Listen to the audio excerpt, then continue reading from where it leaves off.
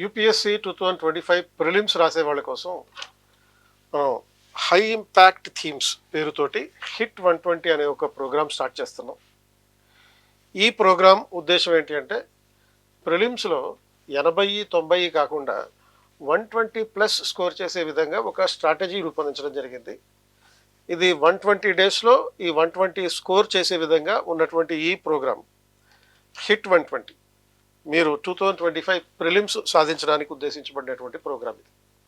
So ఈ ప్రోగ్రాంలో మీకు ఎలాంటి ఫండమెంటల్ ఫీచర్స్ ఏంటి అంటే ప్రతిరోజు 50 ఎంసీక్యూస్ ప్రాక్టీస్ చేస్తాం. అంటే ఇది రివిజన్ ప్రోగ్రామ్ కంప్లీట్గా. ఈ రివిజన్ ప్రోగ్రాంలో భాగంగా 50 ఎంసీక్యూస్ ఉంటాయి.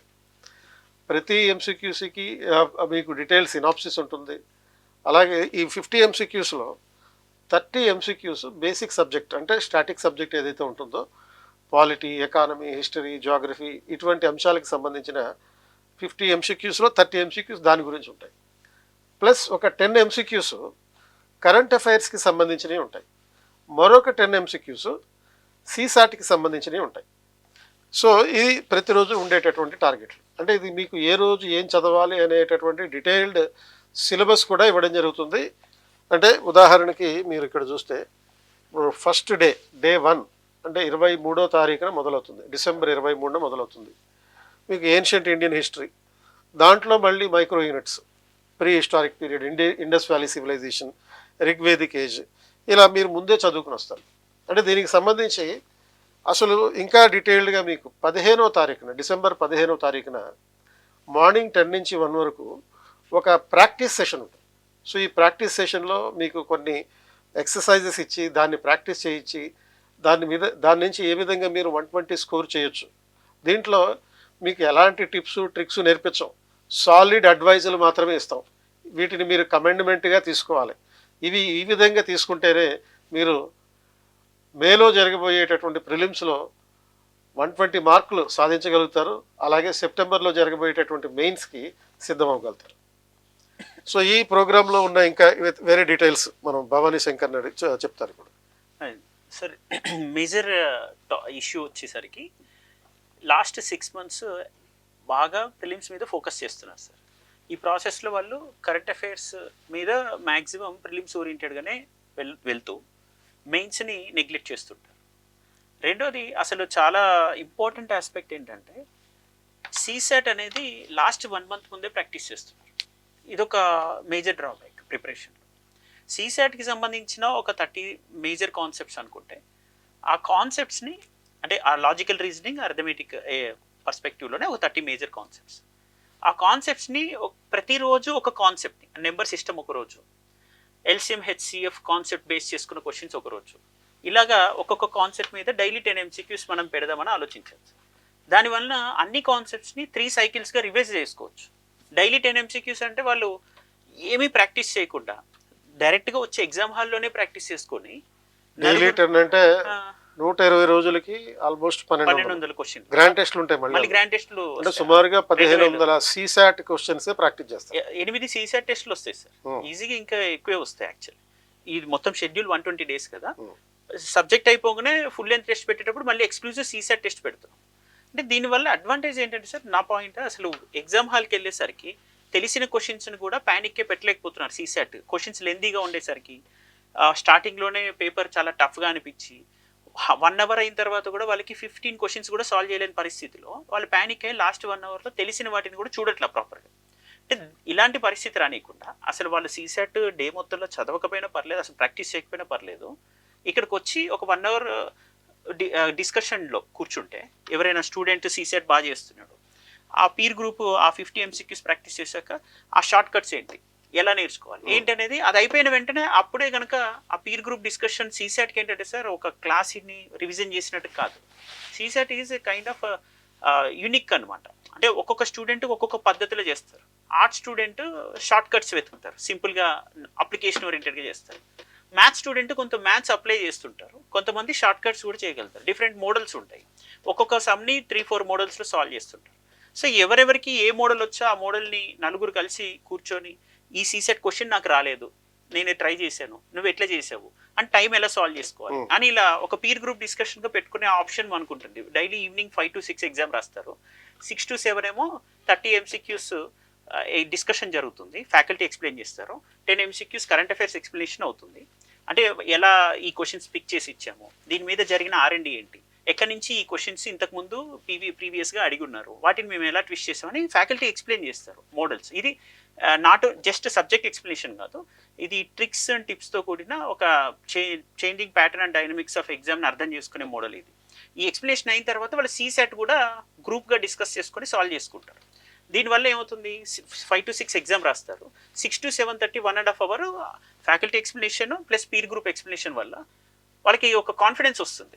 CSAT లాస్ట్ మినిట్ రష్లో ఉండరు. ఇది ఒకటి అవుతుందంటే మెయిన్స్ నెగ్లెక్ట్ చేస్తుంటారు, కరెంట్ అఫైర్స్ అన్నాను కదా సార్.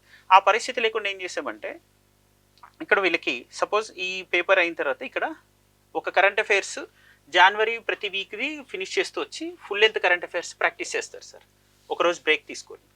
అంటే జనవరి 1st week Day 1, January 2nd week Day 2, January 3rd week Day 3 and January 4th week Day 4. ఇలా అయిపోయిన తర్వాత 5th డే వచ్చి ఫుల్ జనవరి కరెంట్ అఫైర్స్. ఏన్షియంట్ ఇండియా అవుతున్నప్పుడు అలా జనవరి కరెంట్ అఫైర్స్ అవ్వడం ఈ 2024. మనం ముందే కరెంట్ అఫైర్స్ మ్యాగజైన్ ఇచ్చేస్తాం, వీటి compilation TAB, sunset TV, Hindu, Indian express compilation, current affairs 1 month magazine ముందే ఇచ్చేస్తాం వాళ్ళకి. ఇలాంటి కంపైలేషన్ అయిపోయిన తర్వాత వాళ్ళకి ఒక ఫుల్ లెంత్ టెస్ట్ జరుగుతుంది సార్. చూడండి, ఇలా కరెంట్ అఫైర్స్ అయిన తర్వాత ఈ ఫుల్ లెంత్ టెస్ట్లో వాళ్ళకి రివిజన్ టెస్ట్లో 100 MCQs ప్రిలిమ్స్తో పాటు ఈ స్టాటిక్ క్వశ్చన్స్ ఒక 5 ఇస్తాను సార్. టోటల్ మోడర్న్ ఇండియా పైన కానీ ఏన్షియన్ మీడియాలో ఏదన్నా UPSC పర్స్పెక్టివ్ IVC మీద క్వశ్చన్స్ వచ్చినట్ల 5 స్టాటిక్ క్వశ్చన్స్ ఇచ్చి 5 కరెంట్ అఫైర్స్ క్వశ్చన్స్ ఇస్తాం. దాని తర్వాత ఒక ఎథిక్స్ 3 థీరీస్ 2 కేస్ స్టడీస్ ఇస్తున్నాం సార్. అంటే ఎథిక్స్ అనేది ప్రతిసారి ఒక గ్రాండ్ టెస్ట్ రాస్తున్నప్పుడు వాళ్ళు తెలియకుండానే 3 theory questions 2 case studies solve చేస్తూ వస్తుంటే అది కూడా ఒక రెగ్యులర్ ఇంటర్నలైజేషన్ అవుతుంది. జనరల్గా సార్ మరి ఎథిక్స్ ఎప్పుడు చదువుతున్నారు సార్? అసలు ఎథిక్స్ మీద అసలు ఇంటర్నలైజ్ అవ్వడం అంటే దాని అప్లికేషన్ ఏది అసలు? ఎథిక్స్ చదవడం అంటే బేసిక్గా పాలిటీలో డిఫరెంట్ సోషల్ లాస్ తెలిసి ఉండాలి. తర్వాత మీరు ఈవెన్ కొంత లాజిక్ తెలిసి ఉండాలి. గవర్నెన్స్లో సివిల్ సర్వీస్ కాండక్ట్ రూల్స్ తెలిసి ఉండాలి. ఈ కాన్స్టిట్యూషన్ తెలిసి ఉండాలి. ఇవి వస్తే మీరు పాలిటీ రాసినట్టే. అంటే మీరు ఎలాగో ప్రిలిమ్స్లో పాలిటీ చదువుతారు, మెయిన్స్లో పాలిటీ చదువుతారు కాబట్టి ఎథిక్స్ మీ అంతటి మీరే ఆన్సర్ చేయగలుగుతారు. కరెంట్ అఫైర్స్ కూడా చదువుతున్నారు సార్. అది కరెంట్ కరెంట్ అఫైర్స్ ఇప్పుడు డైలీ వాళ్ళకి 50% current affairs, national international events, environmental ethics వస్తుంటే, పాలిటీ ఎక్కువ వస్తుంటుంది, ఇంటర్నేషనల్ రిలేషన్స్ కి సంబంధించిన ఎథిక్స్ ఉంటాయి. సో ఇంకోటి ఏంటంటే CSATలో 1500 ప్రశ్నలు ప్రాక్టీస్ చేస్తారు. అవును సార్. చేసినప్పుడు మనకి అక్కడ రావాల్సిన స్కోర్ ఎంత 33%. అంటే ఒక 66 మార్కులు వస్తే చాలు. అవును సార్. 66 మార్కుల కోసం మనం మొత్తం అన్ని ఆన్సర్లు పెట్టాల్సిన అవసరం కూడా లేదు. 28-30 క్వశ్చన్లు ఆన్సర్ ప్రాపర్గా పెట్టివంటే అంటే మిగతా మీరు పెట్టకపోయినా పర్వాలేదు. ఒక రకంగా ఇంత ప్రాక్టీస్ తర్వాత న్యాచురల్గానే వాళ్ళు 28 క్వశ్చన్లకి పర్ఫెక్ట్ ఆన్సర్ పెట్టగలుగుతారు. మిగతా పెట్టకపోయినా పర్వాలేదు. కాబట్టి అంటే నెగిటివ్ మార్కులు పెట్టకుండా పాస్ అయిపోయే ఛాన్సెస్ అనేవి మనకు ఉంటాయి. అవును సార్. కాబట్టి CSAT మీకు ఇంత ప్రాక్టీస్ అనేది అవసరం. అది కూడా ఎలాగ మనకి 2023లో వచ్చిన క్వశ్చన్ పేపర్ని బేస్ చేసుకుని ఆ డిఫరెంట్ లాజికల్ పర్స్పెక్టివ్స్లో ఈ క్వశ్చన్స్ ఇవ్వడం అనేది జరుగుతుంది. కాబట్టి సో CSAT గురించి మీరు ఎవరైతే నాన్ మ్యాథ్స్ బ్యాక్గ్రౌండ్ ఉన్నటువంటి స్టూడెంట్స్ ఉంటారో మీరు అసలు వరి అవ్వక్కర్లేదు ఈ ప్రోగ్రాంలో జాయిన్ అయితే. రిమెంబర్, మళ్ళీ చెప్తున్నాను, ఇది కేవలం సలహాలు ఇవ్వడం కాదు, ఇట్ ఈస్ ఎ కమెంట్మెంట్. అంటే దీంట్లో ఉన్న 120 రోజుల ప్రోగ్రాంలో ఉన్నటువంటి ఈ కార్యక్రమాన్ని కనుక మీరు ఫాలో అవుతే ఎట్టి పరిస్థితుల్లోనూ మీరు పాస్ అవ్వద్దు అనుకున్నా కానీ పాస్ అవుతారు. సో కనుక ఈ ప్రోగ్రామ్ని ఫాలో అవ్వండి సార్. ఇక్కడ మేజర్ ఆస్పెక్ట్ మీరు అన్నారు ఎథిక్స్, ఇవి వాళ్ళు డైలీ ఎగ్జాంపుల్స్ నోట్ చేసుకుంటుండాలి సార్. న్యూస్ పేపర్ చదువుతున్నప్పుడు ఆ ఎగ్జాంపుల్స్లో ఇన్స్పైరింగ్ పర్సనాలిటీస్ ఉండొచ్చు, కొన్ని అవార్డ్ విన్నర్స్ ఉండొచ్చు, వాళ్ళ స్ట్రగుల్ ఉండొచ్చు, వాళ్ళ పర్సీవరెన్స్ మీద ఒక ఎగ్జాంపుల్ ఉండొచ్చు. అంటే మన యాటిట్యూడినల్ పర్స్పెక్టివ్ని అడ్రస్ చేయడం ఎక్కువగా ఉంటుంది కదా సార్. అందులో అలాంటివి ఉద్దేశిస్తూ మనం ఒక 3 థియరిటికల్ 2 కేస్ స్టడీస్ అనేవి ఫ్రీక్వెంట్గా ప్రతి గ్రాండ్ టెస్ట్లో ఇస్తుంటాం. వాళ్ళకి తెలియకుండానే వాళ్ళు దాన్ని అప్లికేషన్ చేస్తూ వస్తుంటారు. ఇలా చేయకుండా ఏమవుతుందంటే ప్రిలిమ్స్ అయిపోయిన తర్వాత మ్యాక్సిమం 90 days మించి దొరకట్లేదు సార్. ఈ 90 daysలో ఎస్ఏ అసలు చేయరు. 250 అంటే కనీసం ఒక 25-30 ఎస్ఏస్ ప్రాక్టీస్ చేయాలి. 250 మార్క్స్ ఎథిక్స్ని ఒక బిఫోర్ ప్రిలిమ్స్ 3-4 months ముందే వదిలిపెడతారు. అది కూడా మనకి డిసడ్వాంటేజ్ అవుతుంది. థర్డ్ ఆస్పెక్ట్ వచ్చి ఆప్షనల్ 500 మార్క్స్ ఉంటుంది. దాని మీద ఎక్కువ ఎంఫసైజ్ చేయాలి. Immediately the next day of the prelims examination they have to start their optional preparation. Every day they must spend at least 3 to 4 hours a day. అలాంటి problem ఉంటుంది. వీటిని time manage చేసుకోవాలంటే last 90 daysలో ఆప్షనల్ 500, ఎథిక్స్ 250, ఎస్ఏ 250 అనేది practice సరిగ్గా లేకుండా ఉంటే చాలా హెవీ అయిపోతుంది. అలాంటి పరిస్థితి లేకుండా ఏం చేస్తున్నాము, దాని మీద డిటాచ్మెంట్ రానికుండా, అంటే ఆ ఎథిక్స్ ఓరియంటేషన్ నుంచి డిటాచ్ అవ్వనికూడదు. ఎథికల్ థింకింగ్ కంపిటెన్సీని అట్లనే సస్టైన్ చేస్తూ వెళ్ళాలి. ఇప్పుడు సపోజ్ మన 2024 పేపర్ చూసిన yes sir, current affairs oriented గానే ఎథిక్స్ ఉంది. అంటే లైక్ ఫస్ట్ క్వశ్చన్ లోనే impact of artificial intelligence in the decision making అనే అంశం మీద క్వశ్చన్ ఇచ్చారు. Yes sir. So artificial intelligence గురించి ప్రతిరోజు చదువుతూనే ఉంటారు కరెంట్ అఫైర్స్ లో. దాన్ని డెసిషన్ మేకింగ్ కి ఏ విధంగా అప్లై చేయాలి, ఎథికల్ డెసిషన్. ఇప్పుడు సపోజ్ రేపు మళ్ళీ రావచ్చు question, artificial intelligence its impact on Gandhism, or Gandhism ప్రభావం ఆర్టిఫిషియల్ ఇంటెలిజెన్స్ మీద ఎలా ఉంటుంది, ఆర్ లేకపోతే ఇప్పుడు డీగ్లోబలైజేషన్ జరుగుతుంది.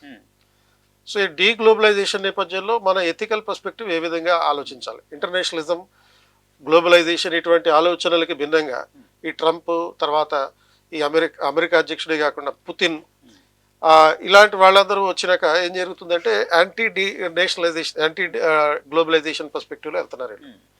కాబట్టి దానికి సంబంధించి ఇంటర్నేషనల్ ఎథిక్స్ మీద ఎలాంటి ప్రభావం ఉంటుంది. సో ఈ రకమైనటువంటి పర్స్పెక్టివ్ మనకి కరెంట్ అఫైర్స్లో నేర్చుకుంటాం, దాన్ని ఎథిక్స్లో అప్లై చేస్తాం.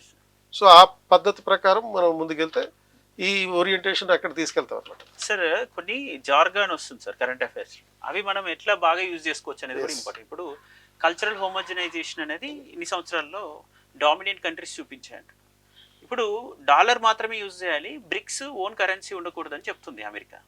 డైరెక్ట్గా ట్రంపే ట్వీట్ చేస్తున్నాడు. ఈ ప్రొటెక్షనిస్ట్ మెజర్స్తో పాటు ఈ డామినేషన్ చూడండి, డాలరే అందరూ యూజ్ చేయాలనేది, ఆల్టర్నేట్ కరెన్సీ రాకూడదని. ఇది ఒక ఎకనామిక్ కరెన్సీ హోమోజనైజేషన్ అనే పర్స్పెక్టివ్లో మాట్లాడారు అది ఆర్టికల్స్. అలా మాట్లాడుతున్న వాటిని, ఆ టర్మ్స్ని మనం ఇక్కడ ఎథిక్స్లో యూజ్ చేయగలగాలి. సో వాటి ఎథికల్ కాన్సిక్వెన్సెస్ ఏంటో చెప్పగలగాలి గ్లోబల్ అరేనాలో. ఇలా అంటే దిస్ ఇస్ వాట్, అంటే ఇంటర్నలైజేషన్ అంటే దాని మీద ఆలోచనే అసలు లేదనుకోండి, ఒక 3-4 నెలలు దాన్ని ఆలోచించడమే మర్చిపోయాం. సడన్గా వచ్చి ఆలోచించమంటే బ్రెయిన్ కూడా ఎక్సర్సైజ్ లేదు. ఇప్పుడు ఒక రకమైన ప్రోగ్రామింగ్ లాంటిది, ప్రోగ్రామ్ సహజంగా థింక్ చేపిస్తూ ఉంటాం అట్లా. ఇప్పుడు ఒక 3 months మనిషి ఫిజికల్గా ఎక్సర్సైజ్ చేశాడు, 3 months మళ్ళీ ఆపేశాడు, మళ్ళీ ఫస్ట్ నుంచి చేయాలి. ఇప్పుడు బ్రెయిన్కి కూడా ఎథికల్ ఎక్సర్సైజ్ ఆపేస్తాం, ఎథికల్ కోణంలో థింక్ చేయడం ఆపేసి మళ్ళీ సడన్గా ఎథికల్గా ఆలోచించంటే అసలు ఆ టర్మ్సే గుర్తురావు. అలా ఉండకూడదు కదా అని మన ఇంటెన్షన్ సార్. సో ఆల్మోస్ట్ ఇలా 20 tests పెడతాం మెయిన్స్. ఈ mains 20 tests before 1 month of prelims అయిపోతుంది. ఎందుకంటే ఇప్పుడు December 23rd స్టార్ట్ అవుతుంది, మనకి May 3rd లోపే అయిపోతుంది. అదే April 23rd వరకు ఆల్మోస్ట్ ఫినిష్ అయిపోతుంది. పర్ఫెక్ట్. అండ్ మధ్యలో హాలిడేస్ని మనం ఎగ్జామ్షన్ ఇస్తాం, పొంగల్ హాలిడేస్ ఒక 3-4 days ఇట్లా. అంటే ఇప్పుడు కంఫర్టబుల్గా ఏంటంటే 20 మెయిన్స్ టెస్ట్లో theoretical ethics questions, case studies solve చేస్తూ వస్తారు. అంటే ఇక్కడ చెప్పాల్సిన ఇంకోటి ఏంటంటే ఇదేదో గుడ్డిగా పెట్టే టెస్ట్ సిరీస్ కాదు, ఒక డంప్ చేసే టెస్ట్ సిరీస్ కాదు. ఇది ప్రీవియస్ ఇయర్స్ క్వశ్చన్స్, 40 సంవత్సరాలకు సంబంధించిన ప్రీవియస్ ఇయర్ క్వశ్చన్స్ని ఆధారంగా చేసుకుని విత్ స్పెసిఫిక్ ఎంఫసిస్ ఆన్ 2023-24. అంటే ఈ లాస్ట్ 2 yearsలో వచ్చినటువంటి ప్యాటర్న్ ఆధారంగా. ఇప్పుడు సపోజ్ 2023 క్వశ్చన్ పేపర్లో 24 ప్రశ్నలు నాన్ ఎలిమినబుల్ క్వశ్చన్స్ ఉన్నాయి. 2024 పేపర్కి వచ్చేటప్పటికి మీకు matching questions 3 column matching questions ఉన్నాయి. సో ఇట్లా 3 column matching questions, 4 column matching questions కూడా ఈసారి ఇంట్రడ్యూస్ చేయొచ్చు. సో ఇటువంటి క్వశ్చన్ ప్యాటర్న్ కూడా సమకాలీన అవసరాలకు అనుగుణంగా ఆర్టిఫిషియల్ ఇంటెలిజెన్స్ ఇంపాక్ట్ ఆధారంగా ఏ విధంగా రావచ్చు క్వశ్చన్స్, ప్రిలిమ్స్లో ఎలా రావచ్చు, మెయిన్స్లో ఎలా రావచ్చు. అదేవిధంగా గ్లోబలైజేషన్ కాలం చెల్లిపోతుంది, రాబోయేదంతా డీగ్లోబలైజేషన్, నేషనలిజం మళ్ళీ వచ్చేటటువంటి పరిస్థితులు కనబడుతున్నాయి. సో ఈ డీగ్లోబలైజేషన్ నేషనలిజం పర్స్పెక్టివ్లో ఏ విధంగా ఎథికల్ పర్స్పెక్టివ్ని ఆలోచించాలి, ఇంటర్నేషనల్ రిలేషన్స్ని ఆలోచించాలి, అదేవిధంగా పొలిటికల్ ఆస్పెక్ట్స్ని ఆలోచించాలి. ఈ డైమెన్షన్స్ కూడా ఆలోచించేటటువంటి స్కిల్ డెవలప్ చేయడం జరుగుతుంది. కాబట్టి ఈ ప్రోగ్రామ్ కనుక జాయిన్ అయితే, అంటే ఇది జస్ట్ మెకానికల్గా మీరు ఏబిసిడీలు పెట్టి టెస్ట్ రాసేటటువంటి పద్ధతి కాదు ఇది. మిమ్మల్ని ఆలోచింపజేసి టెస్ట్ తయారు చేసేటటువంటి పద్ధతి. సార్ దీనికి ఇంకొక ముఖ్యమైనది యాడ్ చేయాలి సార్. ఇప్పుడు ఇదంతా వాళ్ళు సమీకరించుకోవాల్సిన అవసరం లేదు. Mobility of resources is our responsibility. ఎలా అంటే ఇప్పుడు 40 years ఆఫ్ పీవైక్యూస్ అనుకున్నాం. లాస్ట్ 10 years పీవైక్యూస్ అసలు ఎక్కడెక్కడి నుంచి రిపీటెడ్గా ఇస్తున్నాడు, వాటి నుంచే మళ్ళీ క్వశ్చన్స్ ఎలా ట్విస్ట్ చేసి మళ్ళీ అడుగుతున్నాడు అనే రీసెర్చ్ అనాలిసిస్ అనేది పూర్తిగా మనమే చేసిస్తాం డాక్యుమెంట్. చూడండి, ప్రతి టెస్ట్ ముందు ఫైల్లో ముందు దాంట్లో ఇప్పుడు ప్రతి గ్రాండ్ టెస్ట్ అప్పుడు revise UPSC 40 years PYQs ancient India by KPIS మనం కంపైల్ చేసిన 40 పీవైక్యూస్ అన్నీ కూడా వాళ్ళకి ముందే ఇస్తున్నాం. రెండోది ఏం చేస్తున్నామంటే సార్, 100 ఈ పీవైక్యూస్కి సంబంధించి ప్రిలిమ్స్తో పాటు mains detail explanation PYQ question మాత్రమే కాదు, అంటే ఆ సోర్స్ ఎక్కడి నుంచి వచ్చింది అనేది కూడా మనకు ఉంది, ఎక్స్ప్లెనేషన్తో ఇస్తున్నాం అక్కడ. నెక్స్ట్ ఇంకా కొంచెం రీసెర్చ్ అనాలిసిస్ ఇది ఒకటి చేస్తే ఆ compilation of current affairs compilation of monthly current affairs మనదే రెస్పాన్సిబిలిటీ. ఈ కంపైలేషన్ కరెంట్ అఫైర్స్ ఈ వీక్లీ కంపైలేషన్స్ కూడా అందులో ఉంటాయి, మనం ఇచ్చేస్తుంది. మన టోటల్గా ఈ కరెంట్ అఫైర్స్ని ఈ 23rd December లోపు మన వెబ్సైట్లో అప్లోడ్ చేస్తున్నాం. kpisacademy.com వెబ్సైట్లో ఈ డే వైజ్ కరెంట్ అఫైర్స్ అన్నీ ఉంటాయి. సో వాళ్ళు ఏం లేదు, ఈ వీక్కి సంబంధించిన March 4th week of current affairs మన వెబ్సైట్లో ఉంటాయి, చదువుకొని వస్తారు. 1 month current affairs compilation of magazine subject wise అది మనమే వెబ్సైట్లో డౌన్లోడ్ సెక్షన్లో పెట్టేస్తాం, డౌన్లోడ్ చేసుకొని చదువుకుంటారు. సో ఆజాదీ కా అమృత్ మహోత్సవ్ నుంచి ఇండెక్స్ నుంచి అందులోని కొన్ని సైట్స్ అండ్ తర్వాత కొన్ని గ్లాసరీస్ ఉంటాయి ఇంపార్టెంట్వి, ఉపేంద్ర సింగ్ గ్లాసరీ నుంచి క్వశ్చన్స్ చివర్లో అడిగినవి ఉంటాయి సార్. టేబుల్స్ ఇస్తారు బ్యాగ్లో, ఆ టేబుల్స్ నుంచి మ్యాచ్ ద ఫాలోయింగ్లో కరెక్ట్ పేర్స్ ఏవి అని అడిగినవి ఉంటాయి సార్. వాటిని కూడా మనము పిక్ తీసి ప్రాపర్గా వాళ్ళకి ఇస్తాం, మెటీరియల్ కంపైలేషన్ చేసి. సో మెటీరియల్ కంపైలేషన్ ఇలాంటి వాల్యూ ఎడిషన్ మనం ఇస్తాము స్టాటిక్లో. Current affairs monthly compilation magazine మనం ఇస్తాము. ఇదంతా కూడా డే వైజ్ అప్లోడింగ్ అనేది మన వెబ్సైట్లో అయిపోయి ఉంటుంది. సో వీటికి సంబంధించి 40 years యూపీఎస్సీ పీవైక్యూ కంపైలేషన్ కూడా మనం ఇచ్చేస్తాం. So all compilation and mobility of all resources మనదే రెస్పాన్సిబిలిటీ, మనం ప్రాపర్గా చేసి ఇస్తాం. సో ఫైనల్గా ఇంకోటి ఏంటంటే, మనం ప్రతి పేపర్లోనూ కూడా ప్రతి క్వశ్చన్ పేపర్లో ఎన్సీఆర్టీని బేస్ చేసుకుని ఇవ్వడం జరుగుతుంది. మీరు జస్ట్ ఎన్సీఆర్టీ ప్రిపేర్ అయ్యి వెళ్ళినా 70 నుంచి 80 మార్కులు వస్తాయి జనరల్ స్టడీస్. కానీ దీని టార్గెట్ అది కాదు, hit 120, high impact themes 120 marks. కాబట్టి ఈ 120 మార్క్స్ సాధించడం ఎలాగనేటటువంటి దానిలో భాగంగా చేసేటటువంటి ఎక్సర్సైజ్ ఇదంతా. సీసాట్ కాంప్రమైజ్ కావద్దు, కరెంట్ అఫైర్స్ అసలు పక్కన పెట్టద్దు, అతిగా కూడా దానికి ప్రాధాన్యత ఇవ్వాల్సినటువంటి అవసరం లేదు. స్టాటిక్ సబ్జెక్ట్కి ఎక్కువ ప్రాధాన్యతనివ్వాలి. కాబట్టి స్టాటిక్ సబ్జెక్ట్కి ఎక్కువ ప్రాధాన్యతనిస్తూ ఎన్సీఆర్టీస్ ఆధారంగా క్వశ్చన్స్ తయారు చేస్తూ ప్రీవియస్ ఇయర్ క్వశ్చన్స్ ఆధారంగా క్వశ్చన్ ప్యాటర్న్ని రూపొందిస్తూ 30 క్వశ్చన్లు ప్రతిరోజు ఇస్తున్నాం, 10 క్వశ్చన్లు కరెంట్ అఫైర్స్ ఇస్తున్నాం, 10 సీసాట్ క్వశ్చన్స్ ఇస్తున్నాం. అంటే మీరు జస్ట్ ఇవి మాత్రమే ఫాలో అయ్యి మీరు ఎగ్జామ్ హాల్కి వెళ్తే సుమారుగా 7500 క్వశ్చన్స్ మీరు ప్రాక్టీస్ చేసినట్టు. అంటే ప్రతి క్వశ్చన్కి 100లో ఉండేటువంటి ప్రతి క్వశ్చన్కి 75 క్వశ్చన్స్ మీరు ఎక్స్ట్రా ప్రాక్టీస్ చేస్తుంది. సో ఎంతకన్నా ఇంకా మీరు చేయాల్సింది ఏమి ఉండదు. అది కూడా గుడ్డిగా డంపింగ్గా చేసేటటువంటి పని కాదు. ఇది సైంటిఫిక్గా పద్ధతి ప్రకారం గత 41 సంవత్సరాల ప్రీవియస్ ఇయర్ క్వశ్చన్స్ని ఆధారంగా చేసుకుని, ఎన్సీఆర్టీని ఆధారంగా చేసుకుని, కరెంట్ ఇష్యూస్ని ఆధారంగా చేసుకుని, గవర్నమెంట్ సంబంధించినటువంటి కరెంట్ అఫైర్స్ న్యూస్ పేపర్లో ఎట్లా పెడితే అట్లా వచ్చేవి కావు. కాబట్టి PIB, all India radio, Sansad TV, Hindu paper, so వీటిని ఆధారంగా చేసుకుని ఇస్తున్నటువంటివి. కాబట్టి మీరు డెఫినెట్లీ ఇందులో స్కోర్ చేయడానికి 120 స్కోర్ చేయడానికి సిద్ధంగా ఉండొచ్చు. కాన్ఫిడెన్స్ వస్తుంది మీకు. 120 స్కోర్ చేస్తే మీరు రెండో ఆలోచన లేకుండా మెయిన్స్ ప్రిపరేషన్ మొదలు పెట్టేయచ్చు. ప్రిలిమ్స్ అయిన నెక్స్ట్ డే నుంచి, May 28 ఎప్పుడో ప్రిలిమ్స్ అయిందంటే 29 నుంచి మీరు కీ చూసుకోవాల్సిన అవసరం లేకుండా మెయిన్స్ ప్రిపరేషన్ మొదలు పెట్టచ్చు. అప్పుడు మీకు ఉన్నటువంటి 80-90 రోజుల టైం మెయిన్స్ కోసం ఎక్కువ టైం మీరు అప్పుడు ఆప్షనల్ మీద పెట్టచ్చు. జనరల్ స్టడీస్ మీద కొంచెం తక్కువ టైం పెట్టుకున్నా కానీ సరిపోతుంది. మ్యాక్సిమం మీరు ఇంటర్వ్యూకి వెళ్ళడానికి కావాల్సినటువంటి సర్వ అర్హతలు పొందుతారు ఈ ప్రిలిమ్స్ టెస్ట్ కనుక సిరీస్ కనుక రాస్తే. హిట్ 120 ఇందులో సార్ మనం ఎలా కమ్యూనికేట్ చేస్తామంటే, ఏ డే ఎప్పుడు స్టార్ట్ అవుతుంది అనేది వాళ్ళకు వాట్సాప్ గ్రూప్ క్రియేట్ చేస్తాం సార్. మెంటర్స్ మేమే ఉంటాం అందులో మీతో సహా. ఆ వాట్సాప్ గ్రూప్లో వాళ్ళకి ఎప్పటికప్పుడు అప్డేట్ చేస్తుంటాం. ఇప్పుడు ఈ ఎగ్జామ్ జరుగుతుంది. ఇప్పుడు పొంగల్ హాలిడేస్ వచ్చాయి, 3 days తర్వాత మళ్ళీ డే 30 స్టార్ట్ అవుతుంది అని క్లియర్గా అందులో మెసేజ్ చేస్తాం, షెడ్యూల్ ఇస్తాం. దీంతోపాటు వాళ్ళు రాసిన ఎథిక్స్ ఆన్సర్స్ని, లేదా మెయిన్స్ కరెంట్ అఫైర్స్ క్వశ్చన్స్ 5 లేదా స్టాటిక్ 5 క్వశ్చన్స్ని వాళ్ళు ఎప్పుడైనా సరే మన దగ్గరికి మెంటర్కి వాళ్ళు ఏ టైంలో ఫ్రీ ఉంటారని మనల్ని పర్సనల్గా మెసేజ్ చేస్తే మనం టైం చెప్తే ఆ టైంలో వాళ్ళు వచ్చి ఎవాల్యుయేట్ చేయించుకోవచ్చు. సో పర్సనల్గా ఆ మెంటర్స్ ఆర్ అవైలబుల్, వాళ్ళు ఎప్పుడైనా టెక్స్ట్ చేయొచ్చు, ఏ టైం చెప్తాం ఆ టైంలో వచ్చి రావచ్చు. ఫైనలీ December 15th ఎస్ మనకి మార్నింగ్ 10 నుంచి 1 వరకు ఎస్ ప్రాక్టీస్ సెషన్ ఉంటుంది. దీనికి అటెండ్ అయితే ఇది ఫ్రీ ప్రాక్టీస్ సెషన్, దీనికి అటెండ్ అయితే చాలు. ఎస్ నెక్స్ట్ ఏ విధంగా దీని స్ట్రాటజీ ఉంటుంది మీకు ఈ పీడిఎఫ్లన్నీ మీకు చేతికి ఫిజికల్గా ఇవ్వడం జరుగుతుంది. ఎస్